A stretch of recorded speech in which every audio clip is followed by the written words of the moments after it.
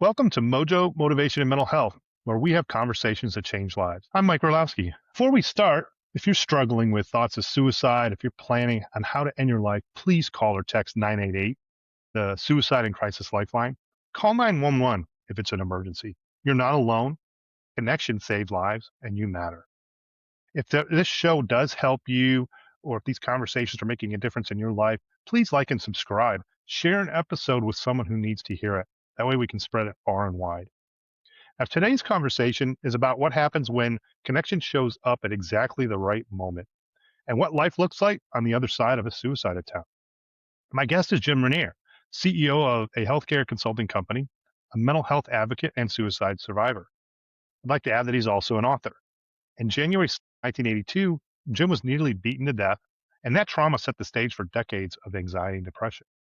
In 2005, on a highway, Jim was planning his suicide, and his sister happened to be going the opposite direction, had no idea what was happening, and was able to show up unexpectedly. A modern day miracle, as Jim calls it. And that connection saved his life. It took Jim 5 years to start talking about it publicly, but since 2010, he was sharing his story, redefining what masculinity looks like, and teaching practical tools for healing.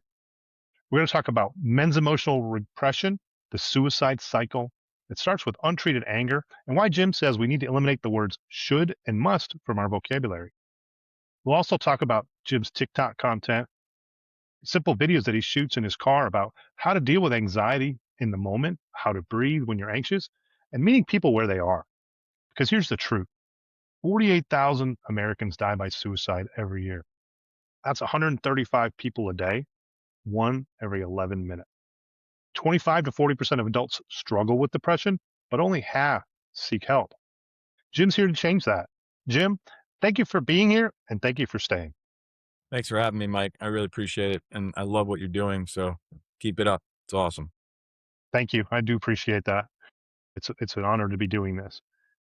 I'd like to start. Let's go back to January 6th, 1982. I read this about in your book. There's coffee in the fridge. About nearly being beaten to death.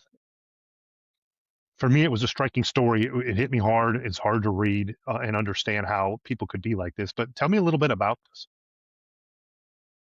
Well, I was a junior in high school and I had a job working at a place that was very similar to a CVS, a store. And my car I was having transmission problems, which led up to me not having a vehicle that night. And so, I worked until 8 o'clock and I got paid. That it was payday. So I got cash and started walking home. And I lived at the time, I grew up on Long Island. I lived around the corner from the Long Island Railroad Station in Baldwin, New York.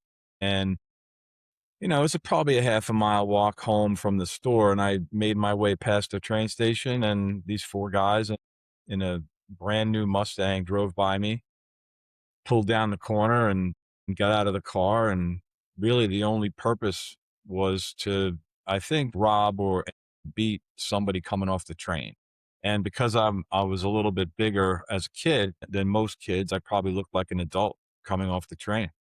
And these four Hmm. guys just, they attacked me and beat me pretty badly for some time. And it was it was terrifying and obviously physically painful, physically Yeah, destructive, but the emotional trauma was pretty deep seated and lasted for quite some time. I'm sure it did because I found it traumatic just to read about it. How did that trauma shape everything that came afterward? Well, I had had some trauma in my life prior to that, which I chronicle in my book. And this, I think, just added to it because the physical pain can always go away, but not being able to reconcile the feelings of anger and fear. And I think fear is the one thing that I would describe it as. Any actions coming out of that from me where I had repressed my anger or I had repressed whatever I was feeling, they came out in my own behavior later on in life, but it really was driven by fear. And I spent a lot of Hmm. time after that, especially at night, even now today, if I'm walking down a street and it's dark and I'm with someone, I am constantly looking to see what's happening. I'm completely aware of what's going on around me at all times, which is maybe a positive outcome to this, but it was a pretty crippling fear for many years after the attack. Yeah, I mean, it's over 30 years later, right? And there's still that impact. And Yeah. it's when I walk in the dark in the mornings and I'm in a safe area, right? I don't know or expect of anything, but it's easy to fall into the trap of forgetting about your surroundings. And it becomes pretty common when you're comfortable. Yeah, I'm pretty diligent about it. Our children were all raised to be very aware of what's happening around them because of that. Hmm. And, I try to avoid things that I feel are dangerous. And I think that's the other thing, when these guys drove by me, I was 17 years old. But I had a sense that something wasn't right because I grew up in a really blue collar neighborhood. There were no new cars. There was never a new car in my neighborhood.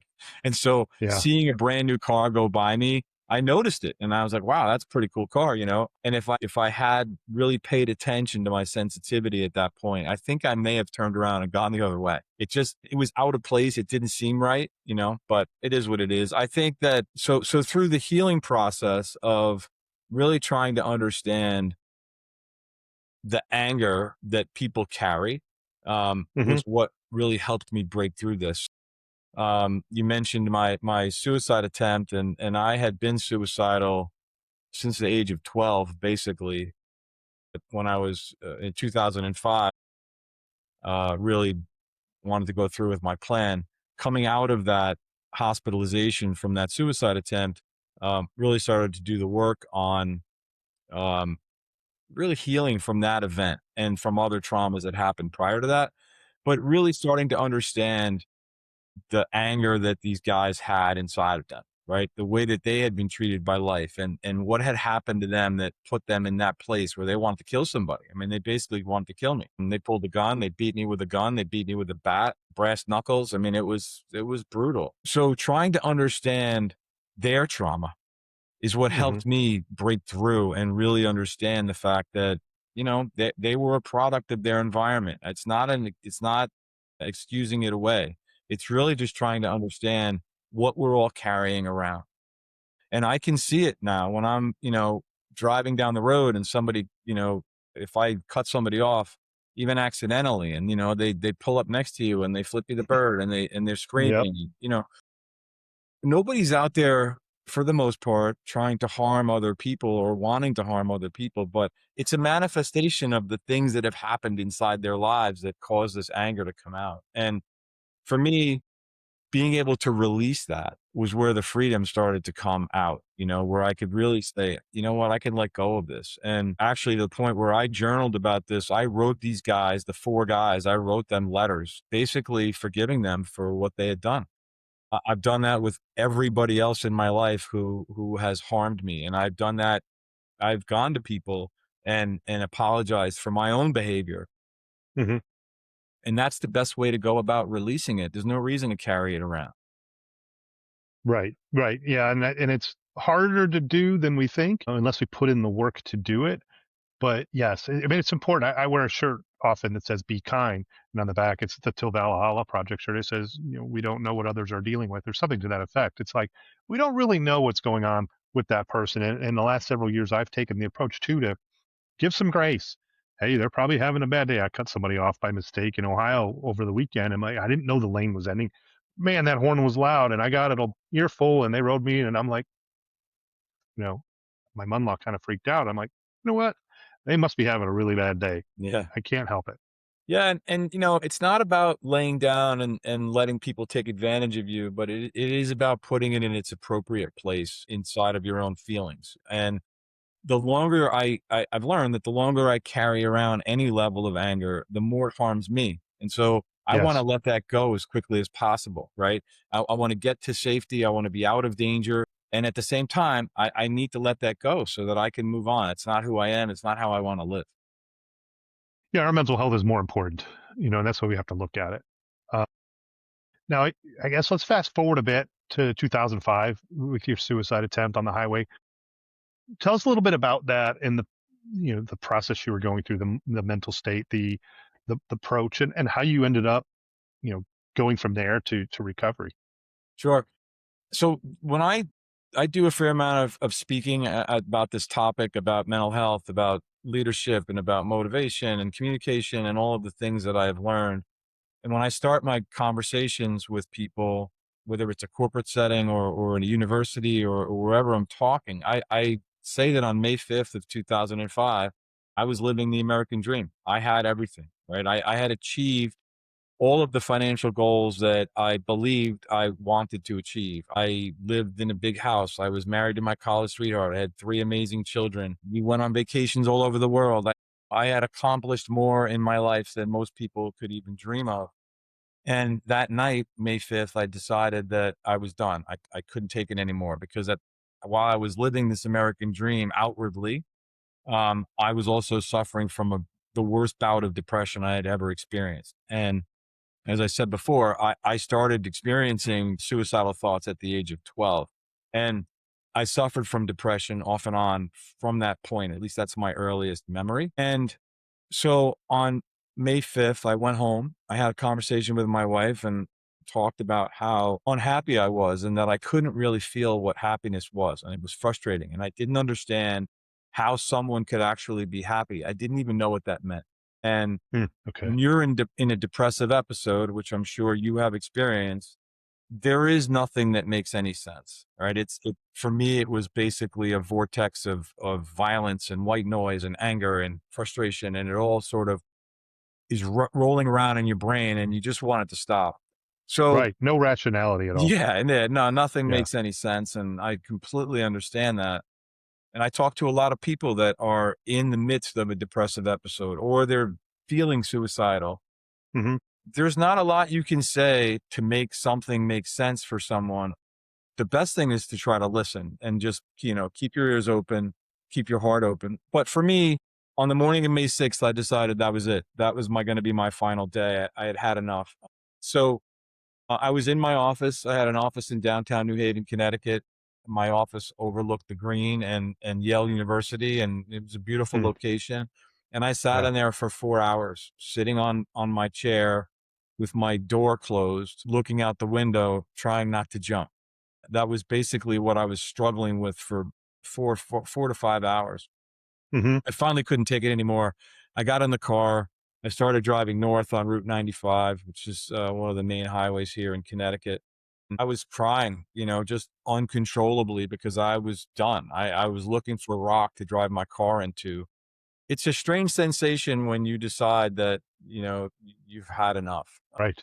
And I had had enough previously. I had been at that point where I was thinking about suicide dozens of times, never to the point where I was ready to do it. And maybe one time earlier in my life.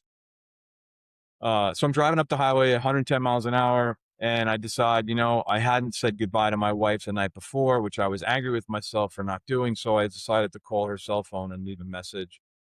She answered the phone, and she never answers her cell phone. She answered the phone.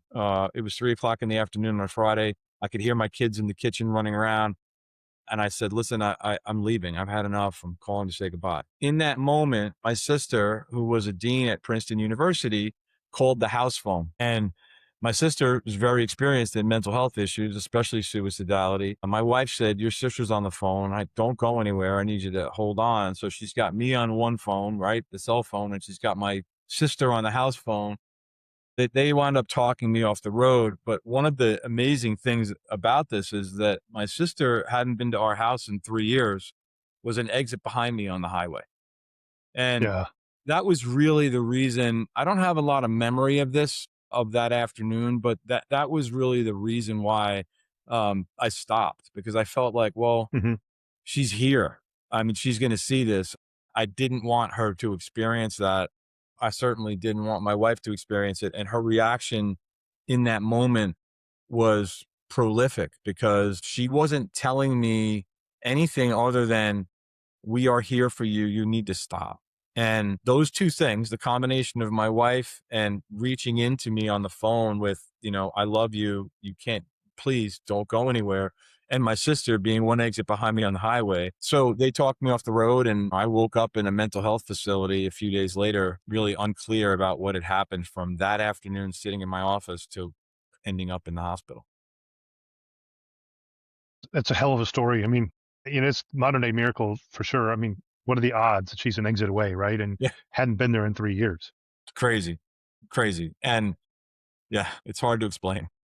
Right, exactly. But I can understand from my perspective the same thing. The memory of the day where I was 6 feet away was is not as clear as I would like. The sobbing uncontrollably, and that's this very relatable. And I think there's a lot of folks out there that have experienced it that luckily have come down from that.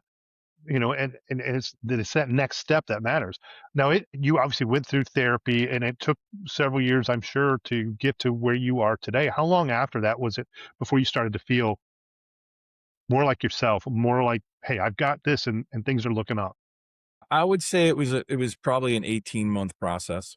When I got out Hmm. of the hospital, I went to so I had owned a business which we ultimately sold, but I stopped working immediately. And we sold the business and lived off of the proceeds for 3 years. And so I had a chance to really work on my mental and emotional health, the way that I trained to be a competitive athlete when I was younger, twice a week, and reading everything I could get my hands on. And I would say 18 months before I started to feel like, "Oh, I am a really good person. I bring value to the world. The world brings value to me. I want to be here." I had promised my wife after I got out of the hospital that I wouldn't hurt myself again. And that was literally, a month in, and I've kept that promise. But it took, I'd say, 18 months before I started to feel, you know, quote unquote, myself. So obviously, you survived in 2005, but really didn't start talking about it publicly in 2010, which is 5 years. And similar to my experience, what, from your perspective, took so long, and what finally made you decide to share your story? I think that it was really just being comfortable with how I was living, how I wanted to live, being clear on what I would say, in terms of Hmm. standing up in front of a group of people, to really be vulnerable enough to admit that A, I had mental health issues, and also B, I was well enough at that point to provide people with a thoughtful response, to what I was doing and how I Hmm. was living. And so I was invited by a friend to go come and talk and tell my story in front of a group of people that met monthly. And they brought in speakers, and the speakers would just talk about whatever they wanted to talk about. Um, there were about 100 people in the room. I talked for almost 90 minutes. I told the story I just told, plus a couple of other things and what I've learned about life. And it's very funny now when I look back on it because it was very raw. A lot of the things that I talked about are still the things that I talk about and are the things that are in the book, but I've become much better Hmm. at being a role model, I guess, than I was then. Because when I came out of that presentation, that discussion was in the basement of a library. And like I said, there were about 100 people there. Came up out of the basement into the parking lot, and there were about 70 people waiting for me because they wanted to learn, they wanted to hear more, they wanted to talk to me, and it scared the crap out of me. I said, "Yeah, I'm not the poster child to help anybody. I'm just trying to keep my stuff together, you know?" And so Yeah. I backed off of anything after that. I didn't talk about it except sporadically for probably another 5 or Hmm. 6 years. And then as I continued to be more comfortable with how I was living and how I wanted to be, I became more comfortable with telling the story. And it became clear to me that there's a tremendous amount of pain in the world. There are men walking around numb to what's happening in their lives. They're not sure why. They don't know who to connect with. And I said, I can stand up in Hmm. front of people and talk about my life and talk about being a business executive and an entrepreneur and a high school lacrosse coach and a former NCAA athlete and all of these things, and be the poster child. I can be that guy. I can say, "Listen, I had it all and I was broken." And so that's Hmm. okay. And you might be feeling something similar, maybe not to the same extent, but it's okay to say I need help. And I think that's ultimately the Yes. message. I agree. I agree. And there's someone out there that can relate to your story or something similar, and it's important to share. You talk a lot about men's emotional repression, how men power through or call themselves wimps if they show weakness. I was definitely one of those people. I always shook it off and just said, deal with it. And even when my kids were young, it was like, no, just rub some dirt on it. You're going to get through this. And what does that look like to you? And what is the cost of silence and that powering through mentality? Well, I think I'll start with the cost of silence. I think the cost of silence is deep sadness, disconnection, unhappiness, death. Hmm. physical illness, because we know that as you repress your feelings, it manifests in physical problems. And so all of those things are the output from the repression. I grew up as an athlete. I was an All-American lacrosse player and a Division I All-American lacrosse player in college. I grew up in a highly competitive, aggressive environment. When I was a kid in the 70s, I played every sport imaginable. And I was really good. I was a very good athlete, and I got a lot of accolades when I was on a field or on a court. The problem is that the other side of my life, right? The emotional connection or emotionally connected side of my life was zero. It was empty. And so that was very conflicting for me. As a kid, I never really understood it. And I spent a lot of time alone. And so those things combined to make me someone that avoided feelings, and the habits that you start Hmm. to create to soothe your own anxiety are the things that carry you into adulthood, right? And those things repeat themselves until you face them head on. And so it makes me sad that there's other people walking around that don't have the opportunity or understand that they have the opportunity to connect with people around them, right? If I'm walking down the street Right. and a guy says to me, "Hey, can you talk to me for a few minutes?" I'm absolutely going to talk to him, right? It's not going to happen because people don't work that way, but that is just a really simple example of just asking somebody for help. You mentioned my TikTok videos, and I've gone viral on TikTok a number of times because of the book and because of the things that I put out there. I get hundreds of emails a week from people. I'm suffering from depression. My uncle committed suicide. My father died by suicide. My brother died by suicide. Whatever it is, people want to connect. They just don't know how to do it. Yeah. And I think that men, especially, Right. they learn at an early age, like I said, to repress it. And if you're going to get accolades playing a sport or performing whatever it is that you're doing, that makes it feels like it's filling the need, right? It's filling that goal of being seen. Ultimately, it really isn't, though. And that's part of the problem. I agree. Um, I know you said true masculinity blends physical strength with emotional openness, empathy, and presence, which is a different definition than, say, what most men grew up with, different than what I grew up with. What does it look like in practice? I think that so I'll use the husband wife relationship or the boyfriend girlfriend relationship. And I've watched my son work through this, right? My children have all gone through this. We've all gone through therapy. They've all learned about how to become an evolved human. And my son is 28 years old and he's a well balanced, highly connected, emotional being. And when I watch him in a Hmm. relationship with his girlfriend, I can see the sensitivity, right? The desire to want to connect, the desire to ask questions.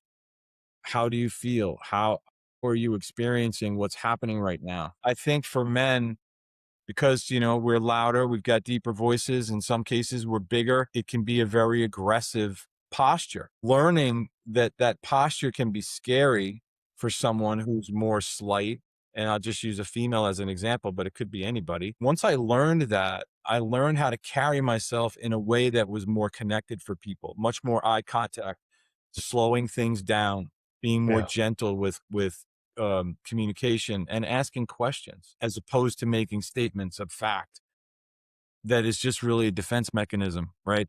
I'm going to put you on your heels, and you're going to take a step back and say, okay, this guy knows what he's talking about, or maybe he doesn't, but I don't want to engage, right? I want to have engaged and connected relationships with people. And so in order to do that, I need to slow things down a little bit. I need to soften my voice. I need to ask questions of people. How do you feel about this? Tell me, explain to me what it is that's happening in your life. Help me understand how you're feeling at the moment. Just learn different ways to communicate that are more connected and open. absolutely. And I think that's important. And most of us don't really know how to Yeah. do that very well, myself included in that. It's something I continually have to work on. Talk fast. I have to just naturally talk fast. I have to slow myself down. And I am a work in progress on that. But then when it comes to the emotional side, I have to consciously think, pause, then ask questions and let them talk. It's been a learning experience because I'm a fixer. I think you understand. A lot of us guys come into the situation like, how can I fix it? Same with my kids. What can I do? How do I fix this? And sometimes that's not what's needed. It's just be here in the moment, meet them where they are and Yeah, listen. so I'll go back to that 1982 mugging and beating that I took. So I'm in the hospital. I've got, dozens of stitches. They cracked my head open in 3 places. Broke my left hand. One of my lungs had collapsed. I was a mess. I'm in the hospital. You're good. My father walks in, and my dad was a product of the 40s and 50s. He was Mm, a man's man, right? He thought that aggression and violence was the way to be. And so he walks in with a gun. He carried a gun most of the time anyway, but he brandished the gun. He said, I'm going to go on that corner. And when these guys walk by, I'll take care of it. Now, some people might think, well, that's a loving, protective father, right? But in that moment, what I needed was a hug. I needed yeah. I needed love. I needed to know Yeah. that I was being supported by the individual that was there to take care of me, right? And he did the opposite and just created more fear. I'm not blaming my father for anything. He did what he thought was best.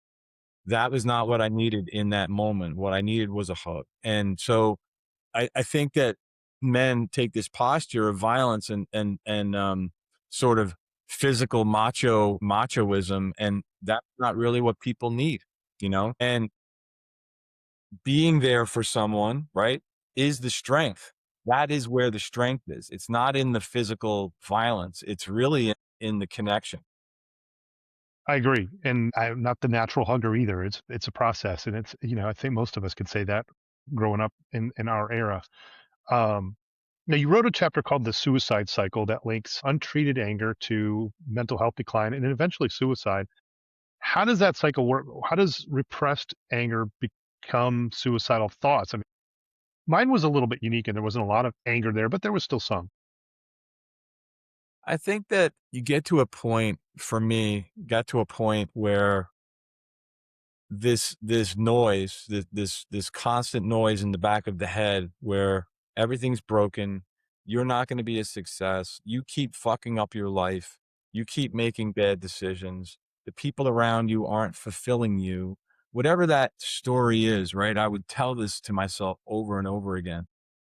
It got to a place where I just didn't want to hear it anymore. I just had Yeah. had enough. And I think Yeah. that that's what happens for men, that you don't realize that there is an outlet, and having a conversation about your anger and what you're feeling is the easiest way to release it. It's just not something we learn, right? And we're afraid that we're going to get judged, and we're afraid that somebody's going to try to solve my problem. I don't want you to Hmm. solve my problem. I just want you to hear me. I want you to see me. Yeah. And that's really the simple solution. And so I think that's where the cycle starts. The cycle starts with you repress your feeling. It comes out in some level of anger or bad behavior or bad choices or Hmm. whatever that is. And that cycle just continues, right? That's You true. might, you might come out the other side of that anger experience or whatever it is that what's happening, and wake up the next day and say, I'm never going to do that again. Eventually it's going to come back. Not Hmm. being able to reckon with your history, the things that have occurred, and really understanding what those are and why, the cycle will just continue. And I just think that when the cycle gets so bad you can't take it anymore, that's when, people pull the trigger on attempted suicide or suicide. And Hmm. um, I also think that obviously it manifests itself in alcohol abuse, drug abuse, food abuse, whatever you want to Yeah. call it, and whatever that thing True. is. Yeah, that makes sense. I can understand that. It just manifests in different ways for everybody. And I think now that you mention it that way, I think back to some of the anger situations where I worked at the time this all happened, and I could see the anger manifesting itself. And so that makes complete sense. Now you teach conscious self-forgiveness for forgiving yourself despite past mistakes, separating your ego from your true CEO self. What does that mean, and how do you practice that? One of the things that I talk about is, in the course of chasing the American dream, right, that I was living, I let my ego become the CEO of me. And so Hmm. really the ego for me was focused on making money, succeeding, having a big house, having nice cars, going on vacation, all of the things that are outwardly provide an outward appearance of success. And that's just not real, right? That's not allowing you to tap into your feelings and what you're actually experiencing in at an emotional level. And so learning that that is an ego approach to life and taking your ego and saying, hey, listen, you're important, right? You're going to help me survive. You're going to help me get through some of the shit that I need to get through. You are an employee. You are no Yeah. longer in charge, right? I love you. I need you to be here, but you are an employee. And then having you, right? The real you, Hmm. that takes time to understand who you really are. Step forward as the CEO where you are starting to make the choices in a conscious way. That's how you do it. That's how you break that cycle. There's no way that I would have been able to do any of this on my own. I do need to say that. I mean, I worked with a therapist. I've worked with multiple therapists. I went to group therapy. I experienced having somebody be my steward through this process, right? And Hmm. course correct me, move me down the path that I needed to move down. And that's not an easy process. And it doesn't happen overnight. It can take years. I was in therapy for a solid 10 years before I told my story really ultimately in my book. And I still go to therapy. I don't go all the time, but once a month I go for a refresher. But I have my therapist on speed dial. If I need to call and have a conversation, I'll do that. It's just like, I have an accountant that does my taxes. I have a doctor that takes care of my physical body and my vitamins and all that other crap that I need to do. There's no shame in it. And there's no way that I would have been able to break through and achieve what I've achieved emotionally and mentally without having somebody hold my hand through that process. But it's amazing how, as a society, we ignore everything. We focus on all these doctors and appointments and everything, and we ignore the biggest part of it, where it's the mental state in the head and the whole background behind it. Right? We need to put more focus on taking care of our headspace. Yeah. So I mentioned I coach high school lacrosse. So I'm on a lacrosse field right now and I'm losing my voice. So I apologize, but for 2 hours a day, right? With 15 to 18-year-olds. And it's amazing to watch them in moments of stress and anxiety, right? In the middle of a game, there's a lot of shit going on. There's a lot of noise. There's people yelling. There's whistles. It's intense, right? It's amazing to watch their bodies shut down because their minds are shutting down, right? Their minds are closing Hmm. themselves out. And Yeah. teaching them how to breathe in those moments and how to slow down the world around them is such an effective tool. And that's what meditation does. And one of the things that I do regularly is meditate for myself. I also teach meditation. It is such an effective way, and I call it slowing down to speed up. So if Hmm. you're in a crisis situation, whether it's at work or at home or in a relationship or whatever it is, taking the time to step back and breathe for 30 seconds, a minute, it changes your chemical dynamic, your chemical makeup completely in an Does. instant, Yeah. And Right. so when I teach athletes to do this and I watch the results, it's pretty amazing. It's instant and it doesn't take a lot. And we don't learn that at a young age, No. typically. Yeah. Yeah, no, it's true. The Baltimore County school system in Maryland instituted a meditation program for middle school students. It's been pretty well documented. This is going back many years. And this was a group of kids that were not performing well. Absenteeism was high. When they were there, they weren't present. There was a lot of truancy. There was a lot of kids being punished and kept after school. They put the meditation program in, and over the course of a month, absenteeism dropped, presenteeism increased. Kids were not acting out in class. They were learning more. They were collaborating with each other. And so if we taught meditation at an early age and it was something that was common in society, I think wars would end within a year, would be over. I mean, 1 month. Yeah, that's pretty impressive. Yeah, it's incredible. It really is incredible. And so I think meditation is one of the most important things that anyone can do. And I say, people say to me all the time, well, I don't have time to meditate. That's not true. When I'm driving to an appointment and I have a meeting, I run 4 businesses. I'm going to a meeting and I'm very busy, but I can feel stress sort of bubbling up where it hits me is sort of like right in my chest. I'll pull off to the side of the road and I'll put on a song that I like and I'll just close my eyes and breathe and calm down and, take 2.5, 3 minutes, and then I'm off to the rest of my day. But it allows me to ground myself in a way that I would not have done before.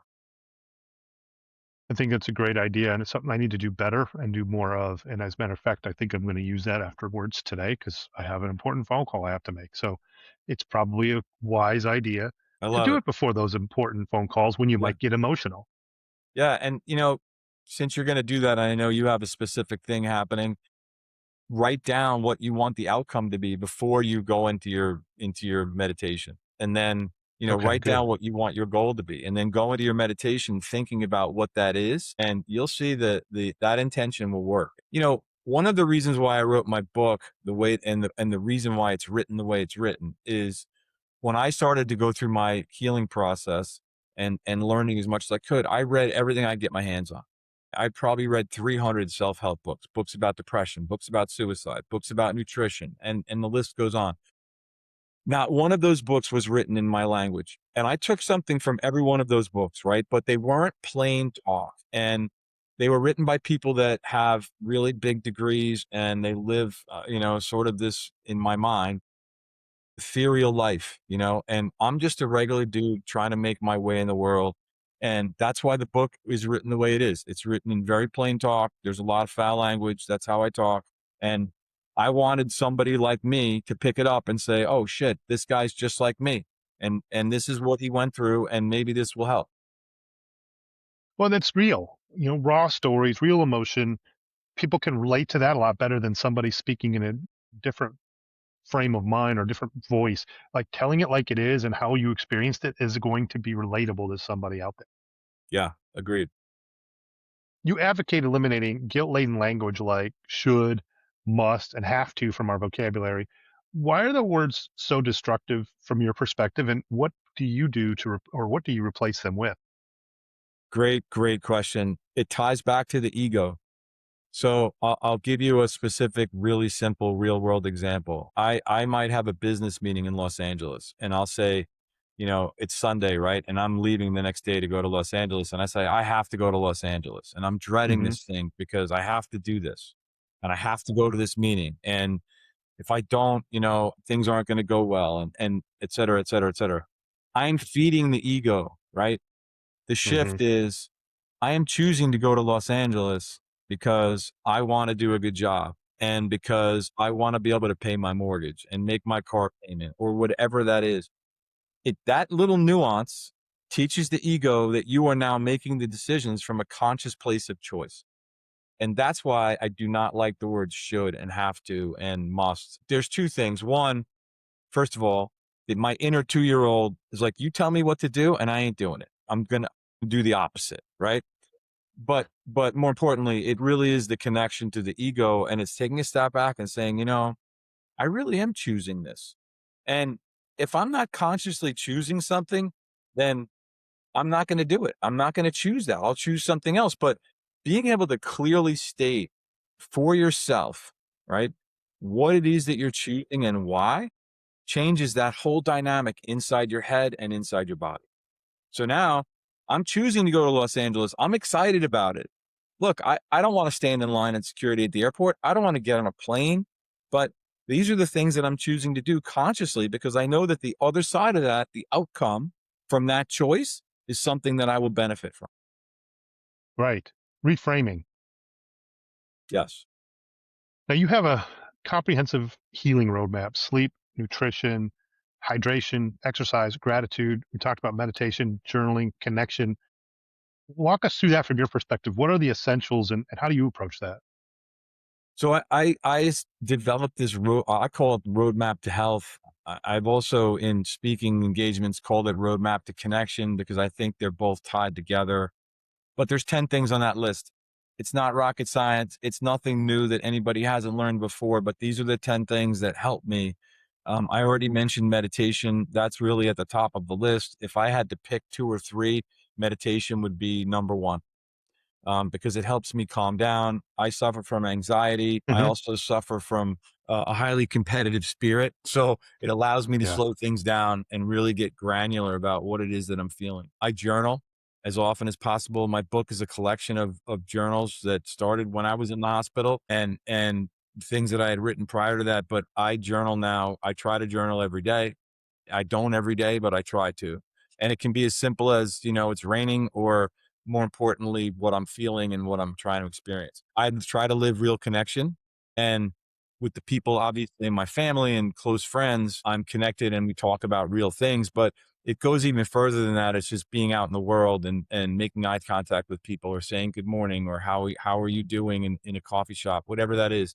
Try to establish some level of real connection with people. Exercise is a huge one for me, especially for people that suffer from depression. The endorphins that kick in from exercise can help my mental health dramatically. True. When I Yes. don't exercise, I can feel it. I know that my body is not experiencing what it needs. I live gratitude. So as part of my journaling experience, I'll write down what I'm grateful for every day. And just like journaling, sometimes it's important. And sometimes it's like, I'm grateful for my legs. My legs have carried me through a lot, just Yeah. something that you're Right. recognizing that you have gratitude. I try to remain present as much as possible. I think that that's a practice that's really hard. And especially Yes. with all the social media and technology that we experience on a regular basis, it can be hard to ground yourself in the moment right now, right? Right. But Yeah. being present is important. Forgiveness would be the next one. Forgiving yourself, forgiving everyone who ever did anything wrong to you, forgiving yourself for what you've done to other people, letting go, not forgetting, but letting go of Yeah. any level of anger or angst around a specific topic. And so forgiveness is really important. Consistent sleep. I try to go to bed at 10 o'clock every night. I wake up at 6, and I try to stick to that schedule as much as possible. I mean, my body does that anyway, naturally now, but I would fight it in the past. And now I try to stick to that as much as possible. Good nutrition is sort of a given, but as somebody who suffers from chemical imbalance, a depression that's driven by chemical imbalance, sugar can have a massive impact on my mood. And so Absolutely. I try to avoid that as much as possible, and then drinking lots of water. And those are the 10 things. I mean, it's my list, it's my roadmap, and it's something that I really cover at a granular level in the book about the impact that each one of those things has on me. But if I go through a week and I start to experience a higher level of anxiety, or I feel myself slipping into a depression, which happens from time to time, I can often go back and say, what am I missing from the list, right? What didn't I do? And I can always pinpoint where I need to get back on track. It gives you that roadmap, right? To figure out, okay, I missed something this week. What are the things? Oh, okay, I wasn't doing this week. Let me get back to that. Exactly. Yeah. Yeah. And I think that, for me, my goal is living in peace, right? Ultimately, that's what I'm trying to accomplish now. And I have experienced that quite a bit. And for me, peace means happiness. And so the rest of it sort of feeds off of that. So these are the 10 things that I got to do to stay as close to peace as possible. Yeah.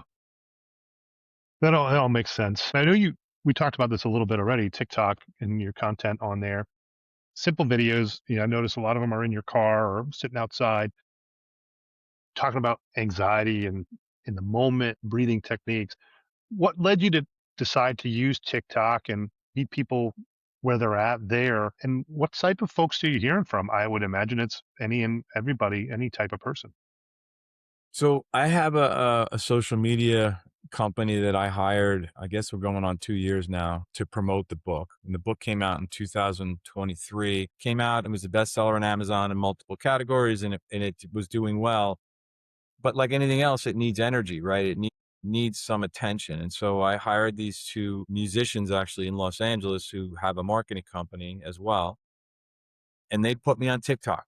They started to ask me for some videos. They said, "Hey, talk about this part of the book, and then talk about this part of the book." And so I said, "Okay, here." And the videos really were for Instagram initially, and then they put it up on TikTok. And one of the videos that I recorded went viral. And so the next day they called me and said, "Hey, 1,000,005 people have looked at this video." And I was like, Yeah, "What?" And a I had lot. literally never been on TikTok ever. Yeah. So they said, "You need to go in there because people are sending you messages, and there's a lot of really intimate stuff here. We really don't feel like we can respond." I said, "Okay." Hmm. So I went in and I started reading I'm not kidding. There were well over 1,000 direct messages to me about Wow. this video, and Yeah. it was overwhelming. I mean, I was shocked. That feeling that I had when I came out of the basement of that library when I told my story originally in 2010 was not even close to this was like that times 1,000.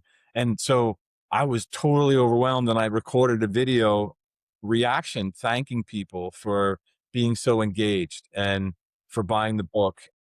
I was overwhelmed. And so the second video was me crying on the internet, right? Which they also posted on TikTok. And then that one went viral. And so I would say that initially, um, most of the demographic, the people that were reaching out to me were female and they were in the, I'd say 18 to 30 age range, early on. That has shifted and now they're still there, but there's also an older demographic, I'd say in their 40s and 50s. And I've heard from a lot of men. So I think TikTok, proliferated and grew before it was really a much more focused on younger people. But there are a lot of people on TikTok of all ages. The mental health Hmm. support community is incredible. And so that's sort of where my stuff fits and that's where the niche is. And the comments and the questions people ask about, well, I'm experiencing depression. What should I do? My brother died by suicide. Do you think your book would help my mom? I mean, there's just so many examples of people reaching out. And it's two things, right? One, I love the fact that people are connecting and there's this community of support. And two, it gives them an opportunity without being seen, right? To Hmm. ask questions and to start going down this path. I've Right. sold a lot of books, so I know that people are engaging and they want to read and they want to learn. And so it gives them the opportunity.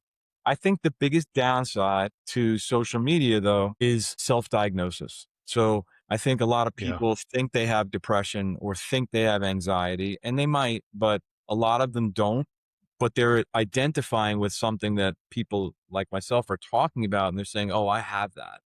And Mm. they might, and I think it's good that they're, exposing themselves to that possibility, but again, I'll go back. You need a professional to take you down this path. I am not a therapist. I am not licensed to give people advice. I tell people that all the time. I shared my story so that it would help people develop their own roadmap. Right. Absolutely. And it's honorable and it's amazing to see that so many people reached out to you. Now, if a man is listening right now, dealing with repressed anger, anxiety, depression, maybe even suicidal thoughts, and he's been told his whole life to man up and power through, what would you tell him today? What's the first step? The first step is that it takes a lot more guts and a lot more strength and a lot more courage to admit that you need help. And I know this because I lived it, right? Hmm. I'm 6'3", 210 pounds, and I'm Hmm. a big dude. I know what being tough is all about. I've been in bar fights. I was a Division 1 athlete. I've run businesses. I understand the whole philosophy behind being a strong man. I get it. The reality is keeping it inside and not sharing yourself, your whole self with the world is weak and it is a weakness. And so I think that the first thing I say to guys is, hey, it's a lot harder to ask for help. So it's okay. Ask for help. The second thing is trying to build the support that you need. So one of the things that happened as a result of this is that both my wife and I learned the language of support, right? She knew Hmm. that I was struggling and wanted to help me, but didn't know how to help me. And in a lot of cases, all I need to do is rant. I just need to share, right? I need you to hear me. I don't need you to say, well, did you try this? Did you try this? I'm going to go do this. Like you were saying before about I'm that about your I'm kids, that right? guy. Yeah. Yeah. And so saying to somebody, hey, listen, I have something I want to talk about. Do you think that you could listen? And I really don't want you to respond. My request is that you listen and I'm going to talk. And when I'm done, I'm going to say, I have nothing further to say. Right.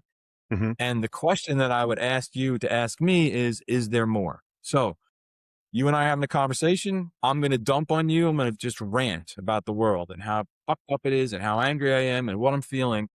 And then your responsibility is to say, is there more? And then I might say, yeah, you know what? And this, or nope, there's nothing else. And that's the end of the conversation. Yeah. Yeah. Allowing a man, allowing a guy to build that muscle where you're not going to tell me that I'm broken or that you're going to fix it. That's a muscle that I'm going to start to build and I'm going to start to trust and have confidence in that I can continue to do this without judgment. I think that that is really one of the most difficult steps that people need to take. And so Very. I'm strong enough Yeah, to I ask agree. for help and I'm just going to talk and you're going to listen and it's all good. That leads to the Yeah. next step, you know?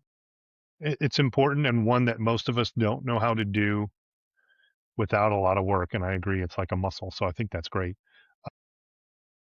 Your sister saved your life in 2005 just by showing up and being really close and didn't even originally know what was going on. What do you want people to understand about the power of connection in those moments? I think that it it people become part of your support team, right? I'm not gonna you're not gonna sit back and label it that as formally, but that's what it is. People become part of your support team, and I think as men, we have guys that we're friends with, right?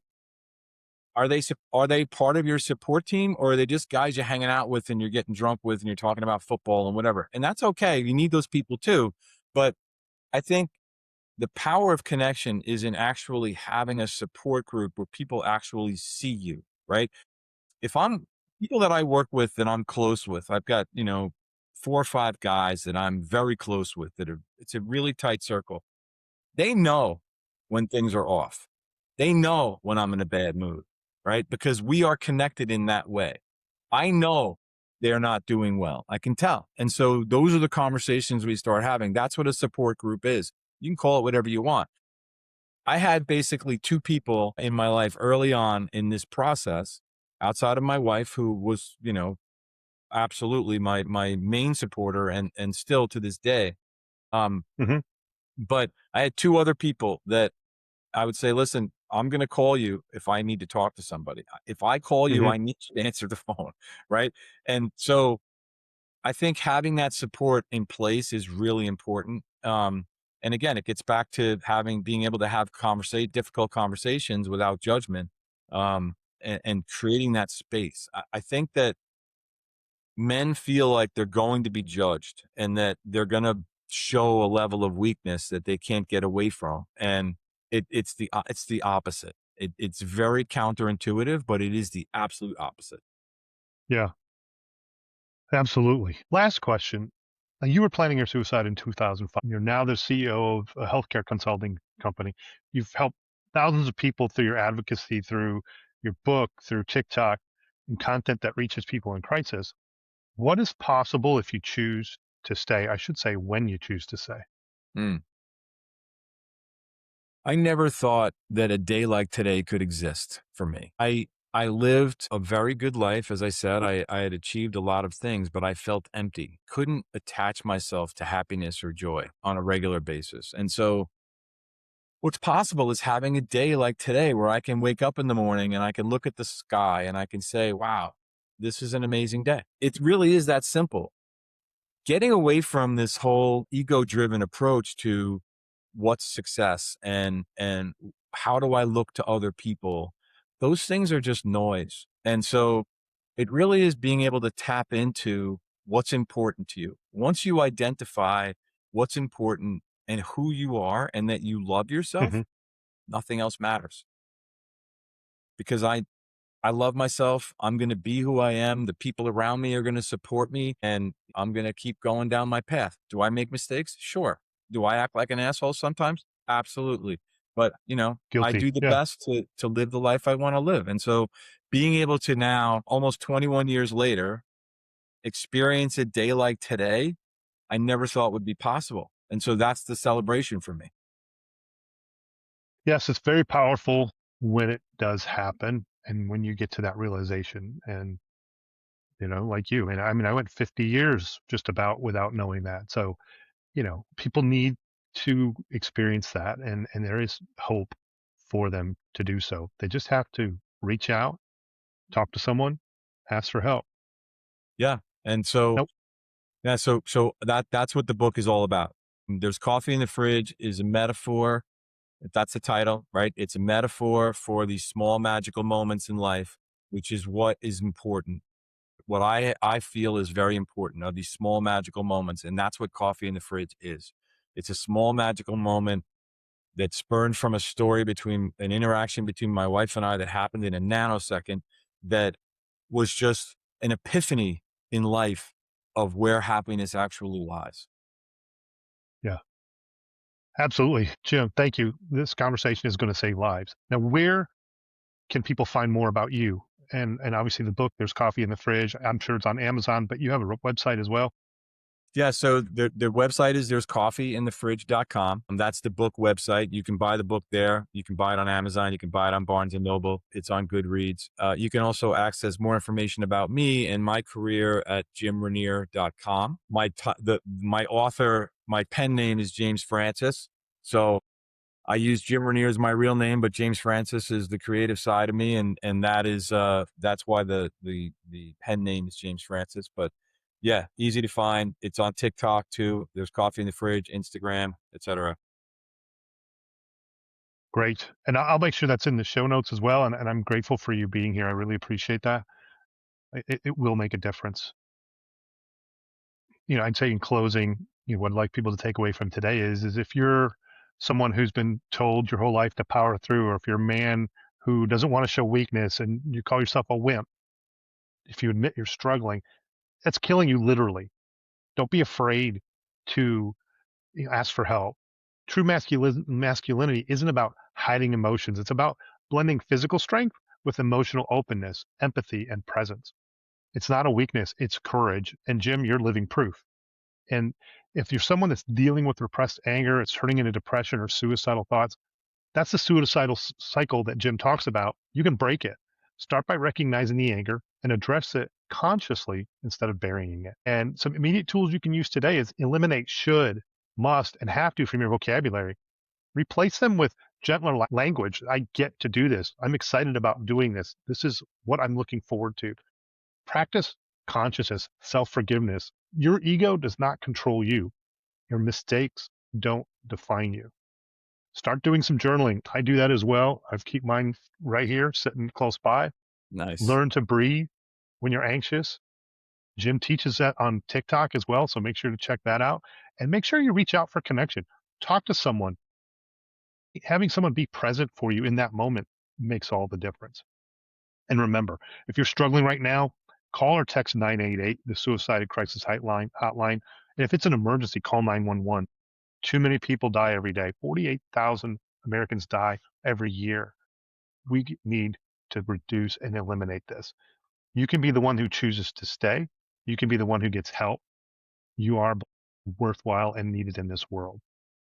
Please remember to share, like, and subscribe to this episode. My name is Mike Orlowski. This is Mojo Motivation and Mental Health, where we choose happiness, choose to stay, choose to ask for help, and get your mojo back. Thank you.